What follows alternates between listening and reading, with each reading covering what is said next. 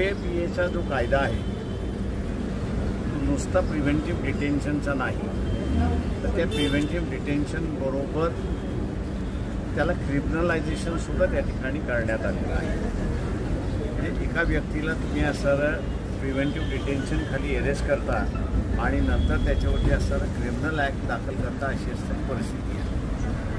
Preventive detention हे घटनेप्रमाणे 3च मुद्द्यावरती असताना होऊ शकतं. एक डिफेन्स, दुसरं फॉरेन अफेअर्स आणि तिसरं जे आहे ते सिक्युरिटी ऑफ द नेशन.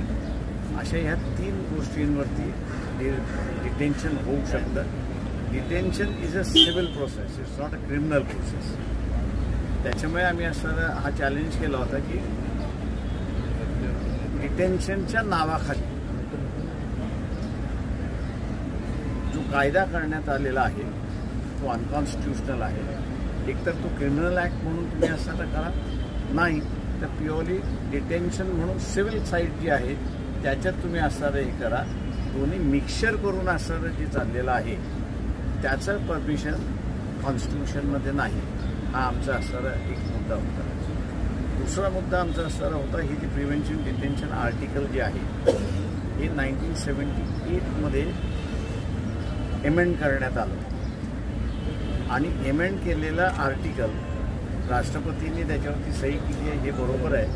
पण ते नोटिफाईड जोपर्यंत होत नाही किंवा गॅझेटमध्ये जोपर्यंत येत नाही तोपर्यंत इंटेन्शन ऑफ द गव्हर्नमेंट जे आम्ही अंमल करू, लागू करू असं त्याचा अर्थ नाही. आणि अनेक सुप्रीम कोर्टाचे जजमेंट्स आहेत, हायकोर्टाचे जजमेंट्स आहेत की जोपर्यंत कुठलाही केलेला अमेंडमेंट किंवा कायदा हा गॅझेट केला नसेल तर तो इम्प्लिमेंट करता येत नाही, होणार नाही, अशी असणारे जजमेंट्स आहेत. आणि म्हणून ह्या मुद्द्यांवरती आम्ही असं सुप्रीम कोर्टामध्ये आलो होतो. डिटेल जजमेंट येईल त्यावेळेस आम्हाला असं त्या ठिकाणी निश्चितपणे लक्षात येईल की कुठच्या मुद्द्यावरती कोर्टाने पिटिशन फेटाळलेली आहे.